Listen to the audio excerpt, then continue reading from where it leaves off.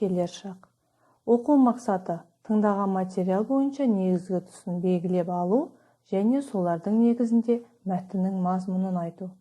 Етістікті тиісті шақта өткен шақ, келер шақ, осы шақ қолдану, каллиграфиялық нормаларды сақтау және жазу техникасын жетілдіру. Бағалау критерийлері етістікті тиісті шақта өткен шақ, келер шақ, осы шақ қолданады, тыңдаған материал бойынша негізгі тұсын белгілеп алады және солардың негізінде мәтіннің мазмұнын айтады. Каллиграфиялық нормаларды сақтайды және жазу техникасын жетілдіреді. Ал балалар, бүгінгі сабағымызды алдыңғы оқумен бастаймын. Берілген сөйлемдерді оқып, сұрақ қою арқылы етістікті тауып, қай шақта тұрғанын айт. Бірінші сөйлем: бақшада алма өсіп тұр. Бақшада алма не істеп тұр? Өсіп тұр. Бұл жерде балалар етістік қазіргі болып жатқан іс-әрекетті білдіріп тұр. Марал Абайдың қыс өлеңін оқыды. Марал не істеді? Оқыды. Бұл жерде етістік іс-әрекеттің бұрын болдығанын білдіріп тұр. Әсем ертең домбыра үйірмесіне барады. Әсем не істейді? Барады. Бұл жерде етістікке не істейді деген сұрақ қою арқылы іс-әрекеттің алдағы уақытта болатынын білдіріп тұр. Тыңдалым. Өлеңді мәнерлеп оқу. Балалар, мен өлеңді оқимын, сендер менімен бірге оқыңдар. Отан. Нұрсұлтан Ғалымбекұлы. Білімнен жұпар жинайын, еліме бақыт сыйлайын. Жүрекпен сүйіп отанды, жүрекпен мәңгі жырлайын. Отаным гүлге бөленсін, өзге елдермен теңелсін. Амандық болса ағайын, бәрінде бірге көресің. Енді бізге балалар тапсырма өлең тақырыбы мен мазмұнның сәйкестігін анықтау. Бізде өлең тақырыбы отан. Мазмұны да отан туралы жазылған, демек тақырыбы мен мазмұны бір-біріне сай келеді екен. Енді балалар осы өлең жолынан етістіктерді табамыз. Мысалы, білімнен жұпар жинайын. Білімнен не істеймін? Жинайын. Бұл жерде балалар етістіктің алдағы уақытта болатынын білдіріп тұр. Енді балалар, сендер дескриптор арқылы өздеріңді бағалап отырасыңдар. Жазылым. Ойлан тап ойыны арқылы берілген сөздермен сөйлемдер құрастырып жазу. Мысалы, мен көмектесемін. Мен не істеймін? Көмектесемін. Бұл жерде балалар етістік бірінші жақта алдыңғы болатын істі білдіріп тұр. Осылайша сендер етістікті сұрақ қою арқылы табасыңдар. Келесі тапсырмамыз бізде балалар тыңдалым. Білімлен білім беру порталынан Ай мектеп бағдарламасын көрейік. Ай мектеп.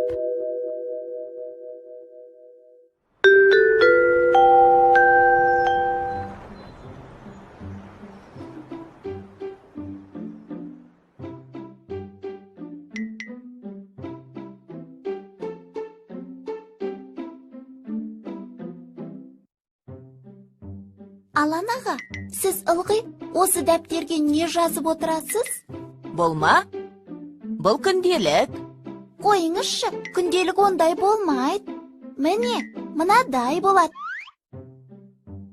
Иә, ол оқушы күнделігі. Онда сабақ кестесі, үй тапсырмасы, алған бағалар жазылады. Мынау да күнделік. Мұнда адам өзі істеген ісіне есеп береді. Алдағы ісін жоспарлайды. Ол не үшін керек? Біріншіден, өзіңді тәрбиелеуге. Екіншіден, уақытты тиімді пайдалануға. Үшіншіден, жазып үйренуге. Сонда қалай? Қара, мен саған түсіндірейін. Күнделікті әркім әртүрлі жазады. Мен мынадай кестеге 3 жаққа бөліп жазғанды ұнатам. 3 жаққа? Шақ, уақыт деген сөз. Адам әрекеті істеген уақытына сәйкес 3 жақта айтылады. Қазірге дейін, қазір және бұдан кейінгі уақыт па? Иә, дұрыс. Оларды өткен шақ, осы шақ, келер шақ деп атайды. түсіндім. Мына жерде бұған дейін орындалған әрекеттер өткен шақта жазылған. Мектепте сабақта болдым. Ағылшын тілінен қосымша сабаққа қатыстым. Бассейнде жүздім. Мына қатарда дәл қазір не істеп жатқаным осы шақта жазылған. Қазір математикадан есеп шығарып жатырмын.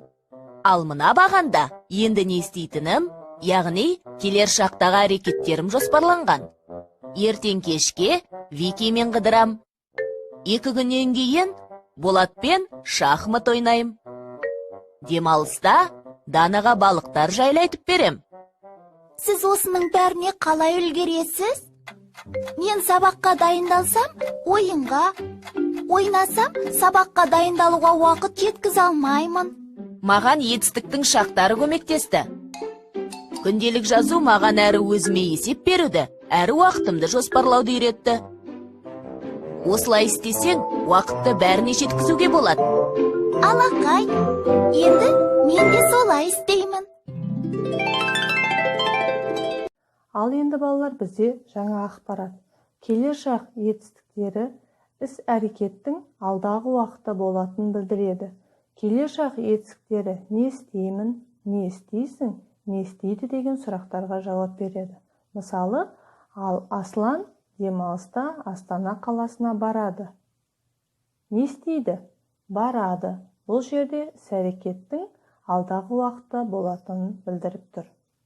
Жазылым, болжа айдары әдісі арқылы өлеңге тиісті етістіктері қою арқылы толықтырып жазу. Мысалы, көкке ұшамын, ұшқыш болар баламын. Айтылым, сыңарын тап ойыны арқылы бағанның сол жағындағы сөздерді тиісті етістіктермен сәйкестендір. Мысалы, Мағжан келді. Ал енді балалар, бүгінгі сабағымызға рефлексия, SMS хат жазу. Ұстазыңа хат жазу арқылы бүгінгі сабақ туралы өз пікіріңді жаз. Үйге тапсырма 87-ші беттегі 25-ші жаттығу. Бос торкөздерге сәйкес келетін етістіктерді тауып жаз.